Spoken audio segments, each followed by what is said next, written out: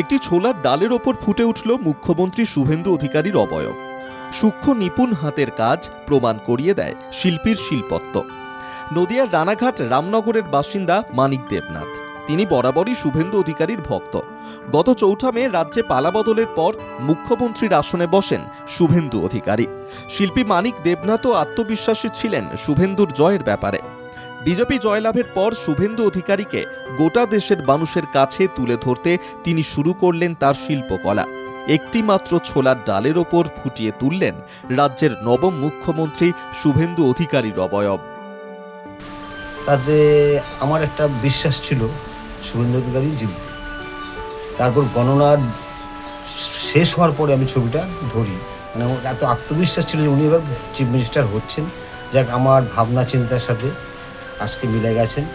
তা আমি প্রায় 4-5 দিন ধরে ছবিটা করছি, আজকেই কাজটা শেষ করলাম। তা আমি ভীষণ আনন্দিত। আমরা ডালের উপরে ছবিটা করেছি, মটর ডাল। তা আমার খুব ইচ্ছে এটা শুভেন্দু অধিকারী হাতে তুলে দেওয়া।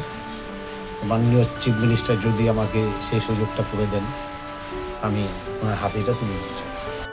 65 বছর বয়সী শিল্পী মানিক দেবনাথের শিল্পকলা ইতিমধ্যেই ছড়িয়ে গিয়েছে দেশ বিদেশে। তবেই প্রথম নয়, এর আগেও শিল্পীর হাতে ফুটে উঠেছে প্রাক্তন রাজ্যপাল বীরেন ঝা সহ প্রাক্তন মুখ্যমন্ত্রী বুদ্ধদেব ভট্টাচার্য সহ অন্যান্য বিশিষ্ট জনের অবয়ব। এবার শুভেন্দু অধিকারীর ছবি ফুটিয়ে তুললেন এক টুকরো ছোলার ডালে।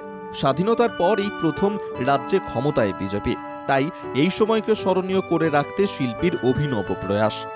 রানাঘাটের শিল্পী মানিক দেবনাথের এই প্রয়াসকে ধন্যবাদ জানিয়েছেন নদিয়া জেলা বিজেপি নেতৃত্ব। নদিয়া থেকে মাধব দেবনাথের রিপোর্ট, বাংলা জাগো।